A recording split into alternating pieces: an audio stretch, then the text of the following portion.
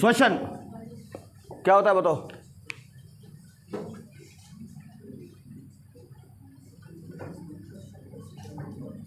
Respiration की परिभाषा paper में क्या लिखा होगा?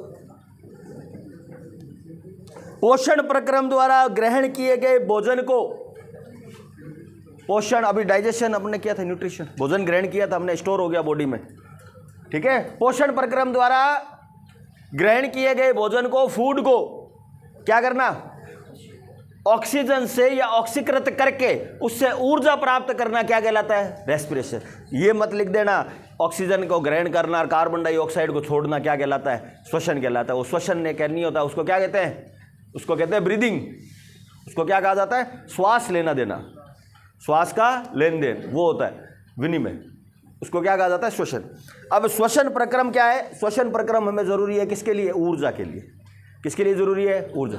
और ऊर्जा के लिए भी हम क्या करेंगे? उसका ऑक्सीकरण। क्या करेंगे हम? उसको ऑक्सीकरण। हम ऑक्सीकरण जो करते हैं वो मुख्यतः 3 प्रकार का होता है जीवों में, ठीक है। तो जीवों में जो एक कोशिकीय जीव होते हैं, देखो हमने जो स्टोर किया था वो क्या था? ग्लाइकोजन तो था, पर हमें जो ग्लाइकोजन को जब वापस अपने को यूज करना होता है तो ग्लाइकोजन टूट जाता है, ग्लाइकोजिनोलाइसिस कहा जाता है इसको। किसके अंदर? ग्लूकोज के अंदर, ठीक है। एक ग्लाइकोजन के अंदर 2 ग्लूकोज के अणु होते हैं, सॉरी 10 से ज़्यादा होते हैं, ठीक है। 2 तो माल्टोज के अंदर होते हैं। ग्लूकोज जो होता है, ग्लूकोज को सबसे पहले तोड़ा जाता है पाइरूवेट में। किसमें? ठीक है। ये वाला जो प्रोसेस है ये आपके कोशिका द्रव्य में होता है, कोशिका के, क्लियर। इसको कहा जाता है ग्लाइकोलाइसिस। क्या कहा जाता है? ग्लाइकोलाइसिस, ठीक है। ग्लूकोज का अपघटन, ग्लाइकोलाइसिस। अब पाइरूवेट के बाद 3 प्रकार का प्रोसेस होता है। या तो उसको पास ऑक्सीजन फुल मात्रा में होगी, या फिर उसके पास ऑक्सीजन नहीं होगी, या कम ऑक्सीजन होगी, या तो ऑक्सीजन है ही नहीं, या भरपूर मात्रा में है, या फिर लेक ऑफ ऑक्सीजन है, यानी कि ऑक्सीजन की कमी है तो शरीर पर क्या है? कम है, ठीक है। जिसमें ऑक्सीजन है ही नहीं वो कहाँ होता है बताओ? किसमें होता है? ईस्ट जीवाणुओं में। किसमें होता है? कहाँ होता है बताओ? कहाँ देखा है?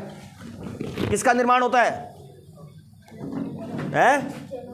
इथेनॉल का निर्माण होता है। C2H5OH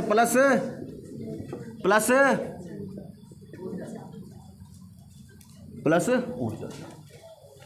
clear? कहाँ देखा है बताओ? शराब निर्माण इसी प्रक्रम के द्वारा की जाती है। किसका निर्माण हो रहा है? इथेनॉल का, ठीक है। गंगानगर शुगर मिल दिन भर यही काम करते हैं। गन्ने के रस में क्या होती है? Sugar, glucose. क्या करते हैं? गन्ने के रस को इकट्ठा किया, उसके अंदर ईस्ट बैक्टीरिया डाला, उस कंटेनर को कर दिया जाता है एकदम सील पैक, जिसके अंदर से ना तो हवा आ सकती है ना हवा, और उसको पैक करके 7 दिन 10 दिन 15 दिन के लिए रख दिया जाता है। 15 दिन रखने के पश्चात उसके अंदर जो बैक्टीरिया होते हैं वो क्या करते हैं? अवायवीय श्वसन करते हैं। अवायवीय श्वसन करते हैं वो ग्लूकोज किस में टूटेगा? पाइरूवेट से अवायवीय श्वसन बन गया इथेनॉल। फिर मामला टाइट। अच्छा, ऑक्सीजन पूर्ण अपघटन जब भी होगा किसी भी चीज का, पूर्ण ऑक्सीकरण जब भी होगा, सुन लो, जब भी पूर्ण ऑक्सीकरण होगा, हमेशा ध्यान रखना किसी भी चीज का पूर्ण ऑक्सीकरण जिसको, कौन है वो? अगर वो क्या है? कार्बनिक यौगिक है। अगर वो क्या है? कार्बनिक यौगिक है, पूर्ण अपघटन हो रहा है तो हमेशा ध्यान रखना क्या बनेगा? CO2 प्लस H2O प्लस ऊर्जा प्लस, क्लियर। अगर ऑक्सीजन की कमी है, लैक ऑफ ऑक्सीजन, तो हमारे पास बनेगा लैक्टिक एसिड। क्या बनेगा? कब बनता है? अभाव में। कब अभाव होता है? हम जब कोई कार्य कर रहे होते हैं, दौड़ रहे होते हैं, भाग रहे होते हैं, तब हमें सांस कम आता है तेज आता है? कम आता है या तेज आता है? कम आता है। जब हम एट द टाइम रन कर रहे हैं, दौड़ रहे हैं, तो उस समय में श्वसन दर कम हो जाती है। जब हम दौड़ते दौड़ते रुकते हैं तो अब हम कहते हैं उस चीज़ को हाफ में अपनी सांस तेज़ हो जाती है। सांस क्या हो जाती है? तेज़ हो जाती है। क्यों तेज़ हो जाती है? जो हमने ऑक्सीजन कम ली थी उसकी पूर्ति करने के लिए कम हो जाती है। उसकी पूर्ति करने के लिए हमारी क्या होती है? श्वसन दर तेज़ हो जाती है। ठीक है, तो लैक्टिक एसिड बनता है। क्लियर? अब यहाँ से सवाल उठते हैं, ये जो ऊर्जा बनती है ये कहाँ संरक्षित होती है, किसके रूप में होती है? ये जो ऊर्जा संरक्षित होती है वो किसके रूप में होती है? इसका नाम adenosine triphosphate, adenosine triphosphate. Clear? और दूसरा क्या होता है? एडीपी। होता क्या है? एडीपी में क्या होते हैं? 2 फॉस्फेट के अणु हैं। कितने अणु हैं? 2 फॉस्फेट। जब इसमें कुछ चीज़ जुड़नी होती है तो वहाँ पे ऊर्जा अवशोषित होती है। वहाँ पे ऊर्जा क्या होती है? अवशोषित होती है। तो एडिनोसिन डाइफॉस्फेट में जब एक फॉस्फेट अणु जुड़ता है तो इसके साथ ऊर्जा लगती है। क्या होती है? ऊर्जा यूज होती है और हमारे रूप में प्राप्त होता है एटीपी। ठीक है, अब हमें इस एटीपी का स्टोरेज हो गया और अब हमें ऊर्जा लेनी है भविष्य काल में कभी, तो हम इस एटीपी क्या करता है? वापस ब्रेकडाउन होता है इसका, बनाता है एडीपी प्लस फॉस्फेट प्लस ऊर्जा। तो इस ऊर्जा का हम उपयोग कार्य करने के रूप में ले लेते हैं। ठीक है, मुख्य इस श्वसन में ये है। अच्छा, अब श्वसन में एक और इम्पोर्टेंट है विनिमय, गैसों का आदान प्रदान या एक्सचेंज ऑफ गैसेज। कहाँ होता है? फुफ्फुस में, लंग्स के अंदर, और लंग्स के अंदर भी कहाँ पर? कुपिका के अंदर। कुपिका में भी क्यों होता है आदान प्रदान का? क्या कारण है कि वहाँ पे एक्सचेंज ऑफ गैसेज घटना घटित होती है?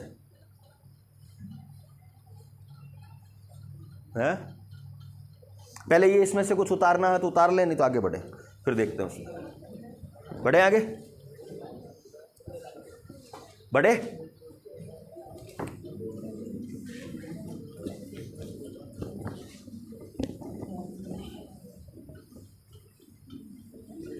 देखो, सबसे पहले जब हम श्वास लेते हैं तो श्वास हमारे नासा छिद्रों के द्वारा प्रवेश करती है। नेजल सेप्टम 2 भागों में बांटा हुआ है नाक को, नेजल सेप्टम ने नासा छिद्र कहा जाता है इनको।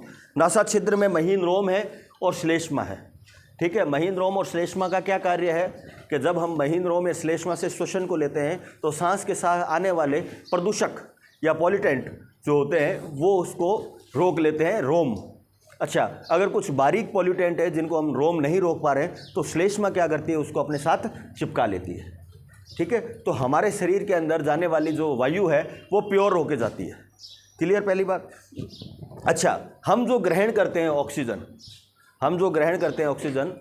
तो क्या हम ऑक्सीजन ग्रहण करते हैं या पूरा मिक्सचर ही लेते हैं? जब हम सांस लेते हैं तो सांस के साथ सिर्फ ऑक्सीजन ही अंदर जाती है या फिर सारा मिश्रण जाता है? अगर सारा मिश्रण जाता है तो हम यूं क्यों कहते हैं कि हम ऑक्सीजन ग्रहण कर रहे हैं? बताइए। देखो, होता क्या है, हम जब श्वास ग्रहण करते हैं तो श्वास ग्रहण करते समय हमारे शरीर के अंदर जो ये मिश्रण है वो सारा का सारा ही जाता है। ठीक है, परंतु एक आप आगे की क्लासेज में जाके पढ़ेंगे हेनरी का नियम। क्या नियम पढ़ेंगे? हेनरी का नियम। हेनरी के नियम क्या कहता है कि उच्च दाब पर गैसेज जो होती है उच्च दाब पर द्रवों में विलय हो जाती है। ठीक है, तो हमारे पास तो नॉर्मल दाब है, वायुमंडलीय दाब रहता है, तो उसमें जो नाइट्रोजन गैस होती है वो विलय हो नहीं पाती, क्योंकि हमारे वातावरण में जो सबसे अधिक गैस कौन सी है? नाइट्रोजन। ये कितने प्रतिशत है? 78% है। कितने? 78% है। ठीक है, तो ऑक्सीजन 21 है, बाकी गैसेज जो अदर है ही। तो हम जब श्वास ग्रहण कर रहे हैं, क्या कर रहे हैं? श्वास को ग्रहण करते सारी गैसेज जा रही है, पर जो नाइट्रोजन जो होती है वो ब्लड में घुलनशील नहीं होती है। ठीक है, ना वो उसमें एब्जॉर्ब होती है, इसीलिए वो वापस एज इट इज क्या आ जाती है? बाहर आ जाती है। क्या आ जाती है? बाहर आ जाती है। ठीक है, नासा छिद्र के द्वारा नेजल सेप्टम फेरिंग्स से होते हुए हमारा जो शरीर है कहाँ पे प्रवेश करती है? हमारे यहाँ पे 2 पाइप पाए जाते हैं, एक फूड पाइप और एक विंड पाइप। और इनको खाना खाते समय जब हम निगलते हैं तो खाने को विंड पाइप में यानी कि श्वास नली में जाने से रोकने के लिए जो यंत्र बना हुआ है उसको हम क्या कहते हैं? स्वर यंत्र। क्या बात है? स्वर यंत्र। स्वर यंत्र 9 कार्टिलेजेस या 9 उपास्थियों से मिलकर बना हुआ एक बॉक्स है, जिसकी सबसे बड़ी हड्डी को कहा जाता है, उपास्थि को कहा जाता है एपिग्लोटिस। क्या कहा जाता है? एपिग्लोटिस। एपिग्लोटिस एक पत्ते के आकार की होती है। जब हम भोजन को ग्रहण कर रहे हैं, जब हम भोजन को क्या कर रहे हैं? ग्रहण और निगल रहे हैं, तो उसमें श्वास भी हो रही है, वो भी हो रही है। अब विंड पाइप को तो बंद कर नहीं सकते, विंड पाइप को बंद नहीं कर सकते, और विंड पाइप या श्वास नली के अंदर भोजन चला गया तो भी दिक्कत हो जाएगी, ठीक है, क्योंकि आगे अगर कुछ अवरुद्ध हो गया तो वो आगे समस्या हो जाएगी, हम सांस लेने में दिक्कत आएगी। तो क्या किया जाता है? एपिग्लोटिस क्या करता है? जब हम भोजन ग्रहण कर रहे होते हैं तो भोजन को निगलते समय एपिग्लोटिस क्या करता है? विंड पाइप के ऊपर अपना वो कार्टिलेजेस विंड पाइप के ऊपर आ जाती है। विंड पाइप के ऊपर आती है वैसे जैसे ही, तो भोजन कहाँ चला जाता है? फूड पाइप में, खाद्य नली में चला जाता है और वापस सांस शुरू हो जाती है। तो निगलने में श्वास नली है जो अपने स्वर यंत्र है और उसकी जो उपास्थि है एपिग्लोटिस, उसका महत्वपूर्ण हिस्सा होता है। अब इसमें श्वास नली में आपके सी आकार के छल्ले पाए जाते हैं। क्यों पाए जाते हैं? सी आकार की उपास्थि क्यों पाई जाती है? क्योंकि विंड पाइप को पिचकने से रोका जा सके, विंड पाइप को पिचकने से रोका जा सके। विंड पाइप अगर पिचक गया तो सांस अंदर जाएगा ही नहीं। फिर ये आगे जाके 2 भागों में डिवाइड होते हैं।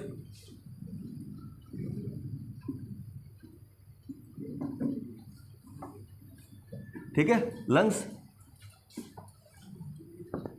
इसको कहा जाता है, इसको तो कहा जाता है ट्रेकिया है, श्वास नली। ये आगे 2 हिस्सों में बंट जाती है, तो इसको राइट वाले को राइट ब्रोंकाई, लेफ्ट वाले को लेफ्ट श्वास नली, ठीक है, बाई श्वास नली और दाई श्वास नली। ये आगे जाकर लगातार विभाजित होती रहती है, जिससे प्राथमिक श्वास नली, द्वितीयक श्वास नली, तृतीयक श्वास नली, इस प्रकार से श्वास नलियाँ बनती जाती है। और लास्ट में ये जो श्वास नली होती है एक अंगूर के गुच्छेनुमा संरचना में खुलती है, जिसको हम क्या कहते हैं? एल्यूलर सैक कहा जाता है या फिर कुपिका गुच्छ कहा जाता है। क्या कहा जाता है? कुपिका गुच्छ, ठीक है। अंगूर के छल्ले, अंगूर के अपने क्या कहते हैं उसको? ब्रंच, गुच्छे जैसी। इसमें प्रत्येक को, अंगूर को कह दो या प्रत्येक को कहा जाता है हमें कुपिका। क्या कहा जाता है? तो लास्ट में जो सांस होती है वो यहाँ कुपी तक पहुँचती है, पहुँच गई।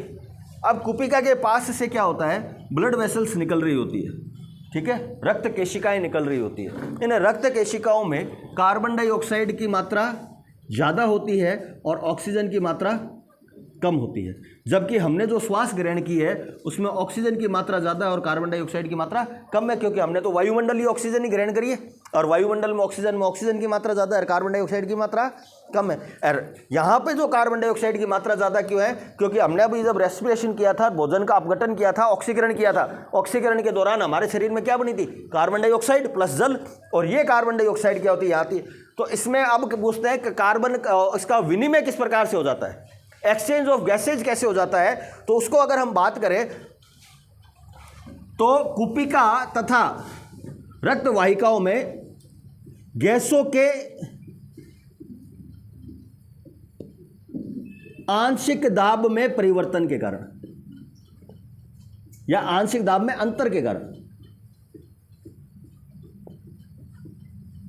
गैसों के आंशिक दाब में अंतर के कारण, क्लियर? गैसों के आंशिक दाब में अंतर के, यहाँ पे गैस का दाब अलग है, यहाँ गैस का दाब अलग है, तो गैसों में आंशिक दाब में परिवर्तन जब होता है तो इस परिवर्तन के कारण कार्बन डाइऑक्साइड इधर और ऑक्सीजन इधर, तो यहाँ पर ये चेंजेस हो जाते हैं। क्लियर? क्लियर है सारी चीज़ें? गैस का विनिमय हो गया, ठीक है। ये गैसेज हमारे सेल्स तक पहुंची, ऑक्सीजन, और ऑक्सीजन का हमने यूज कर लिया किसके लिए? ऊर्जा निर्माण के लिए यूज कर लिया। कहाँ होता है ऊर्जा निर्माण? कौन से शरीर की कोशिकांग में? शरीर का कौन सा कोशिकांग जहां ऊर्जा का निर्माण होता है? क्या नाम? जोर से बोलो, जो भी बोल रहे हो, गलत सही जो भी है, नाम सही तो करेंगे ना उसको। क्या नाम बोल रहे हो? एपिग्लोटिस। आपने अभी बताया ना कि ग्लूकोज को तोड़ा जाता है पाइरूवेट में, कहां पर? कोशिका द्रव्य के अंदर, साइटोप्लाज्म के अंदर। तो साइटोप्लाज्म के बाद पाइरूवेट आगे जाता कहां है? ये बाकी के प्रोसेस कहां होते हैं? माइटोकॉन्ड्रिया के अंदर। किसके अंदर? माइटोकॉन्ड्रिया के अंदर वहीं तो ऊर्जा का निर्माण होता है, इसीलिए तो उसको क्या कहते हैं, power house of the cell, कोशिका का शक्ति गृह कहा जाता है, क्योंकि वहां पे ऊर्जा का निर्माण होता है। ध्यान रखना इस चीज को। क्लियर, समझ गए मेरी बात को?